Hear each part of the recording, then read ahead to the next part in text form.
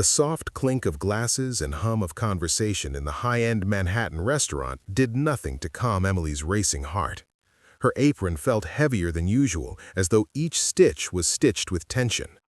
She moved between tables with practiced ease, but tonight the air was different. James Whitmore, the city's youngest self-made billionaire, had come in with his entourage, a small storm in a tailored suit, his every glance sharp and assessing. Emily knew his type. He reveled in the power his money bought, in the subtle smirks and the casual dismissals. When she approached his table, he barely looked at her, a hand waving lazily as if swatting at her existence. "Bring the wine, and make sure it's the reserve I requested," he said, his tone equal parts imperious and impatient. Hey guys, before we get into today's story, make sure to subscribe to my channel and hit that like button. It really helps me out. I also want to know, where are you watching from? Drop your country in the comments below. And trust me, there are even more crazy, shocking, and intense scenes coming up, so make sure you stay till the end. She nodded, smiling politely, but he caught the subtle tremor of her fingers. "Don't mess this up, girl," he added, louder this time, the words slicing through the polite chatter around them. A few diners glanced over. Emily felt a flush of heat rise to her cheeks. Humiliation stung sharply, but she swallowed it down, focusing on her training, on her composure. He leaned back, eyes scanning the room, before resting them on her again. "You ever work in a real job, or do you just serve people and hope they like you?" The words were casual, but the venom underneath was clear. Emily's hands tightened on the tray, the wine bottle threatening to slip. I've worked many jobs," she replied, keeping her voice steady, even as the sting of public humiliation settled in. James chuckled, a low, satisfied sound. "I doubt it. People like you, they think they understand, but they don't. You'll never understand people like me." It was said as though it were a fact, not an opinion, and Emily's stomach twisted.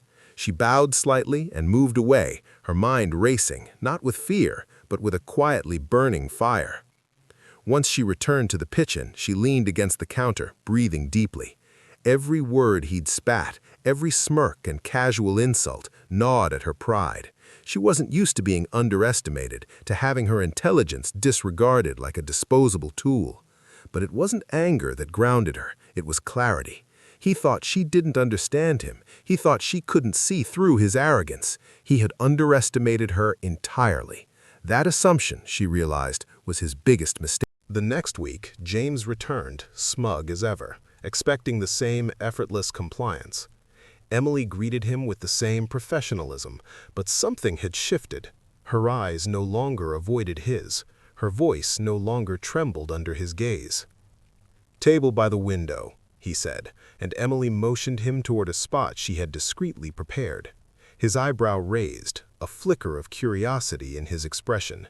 He had assumed she would falter, that her humiliation last week would linger. Instead, she moved with confidence, precise, deliberate, almost tauntingly calm. "You seem more composed than last time," he remarked, a hint of a smile tugging at the corner of his lips. Emily's lips barely curved in return. "Experience teaches patience," she said, pouring the wine with a steady hand. Each pour was a subtle demonstration, careful, meticulous, controlled. James laughed, leaning back. "Patience won't save you in the real world. People like me, we notice everything. Your mistakes, your weaknesses." He waved at a waiter to refill his glass, and Emily stepped back, holding the tray lightly. The tension between them was almost electric. He with his wealth and entitlement, she with her quiet, unseen fire. The night wore on, and with each interaction, she observed him more closely than ever. The slight twitch when he lied, the tiny patterns in how he demanded attention, how easily others bent to his will. Every word he said, every subtle display of power, she catalogued mentally, storing it. He dismissed her once more in front of a table, loud enough for nearby diners to hear. "She can't handle pressure, just a waitress, don't expect understanding." Laughter from his companions followed. Emily felt the familiar burn of shame, but this time it fueled her mind rather than weakening her spirit. After his entourage left, Emily lingered near the register. She pulled out her tablet and began researching James, his investments, his public reputation, his social patterns. She needed leverage, not revenge in haste. Every piece of arrogance, every casual humiliation would be accounted for. He had underestimated her, and she was building something carefully, intelligently, a slow-burn reckoning that would be neither violent nor rash. Weeks passed. Emily's careful observations and discreet inquiries began to form a blueprint. She discovered James's pride was not just in his money, but in his social reputation.